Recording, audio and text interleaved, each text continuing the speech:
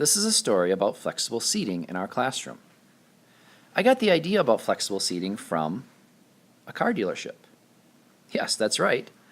I actually had my car in to have some work done on it, and while I was at the dealership, I was in the waiting area, and I noticed that the waiting area had quite a variety of seating. Some of the seating they had were these very comfortable chairs like this. And in addition to that, they had a very low table that was close to these chairs where people could put their things on. In addition, they had these high-top tables with high-top chairs, and people could stand at these tables if they wanted to do some work. Also, I noticed that there was a countertop area in which had several stools next to it, and this is a place where people could sit or stand to do some work on their computer. And of course, they had just some regular-sized chairs and tables.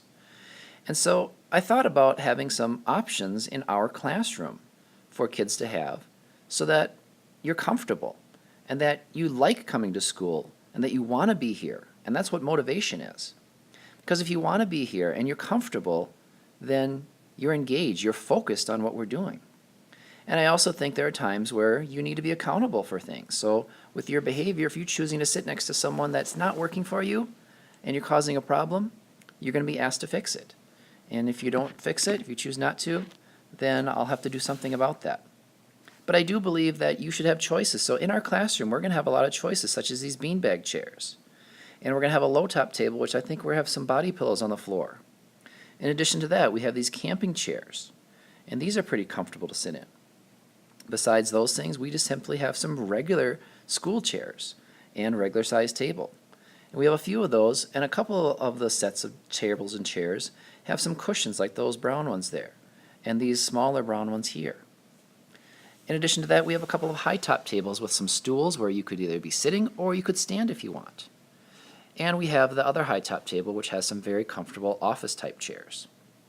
Additionally, you can see we have a computer area where you can stand to do some work. And we also have a computer area where you can sit at some regular-sized chairs and desks if you wish. The bigger table is going to be for meetings with bigger groups of people, such as in our reading groups. So here's how it'll work. Each day for the first 2 weeks of school, you'll get a chance to try the different areas. And I want you to put your initials next to where you tried. And so we'll do that for an entire day. So you'll stay in a certain spot for an entire day, and then the next day you go to a different spot. And again, the idea is that you are comfortable, that you are focused, and that you are productive. And so what we're going to do is we're going to have where you stay for a day. Eventually you'll switch after lunchtime, and then what you'll do, and my ultimate goal for you, is to be able to move to several spots throughout the day. My two main concerns for this type of seating include one, that students will only choose to sit by friends. And this will make it so that you are disruptive to yourself, to your friends, and to others around you. The other is that we'll have disagreements as to where we sit and when. So for part of this, what we'll do is we'll say the last two people to choose on a day will be the first to choose the next day. So if Mary and John are the last to choose their spots on Wednesday, they will be the first to choose their spots on Thursday.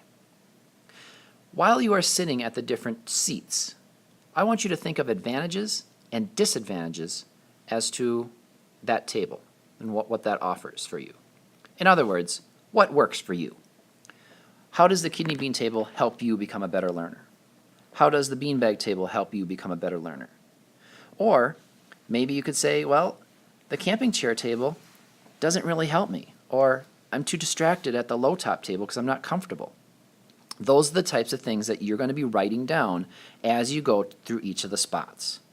So that will be your job over the next 2 weeks. What works for you at these tables? After we go through the first 2 weeks and get that all written down, you'll hand that in, and then we'll be talking about how we can get to that ultimate goal of where you can sit anywhere you want throughout the day.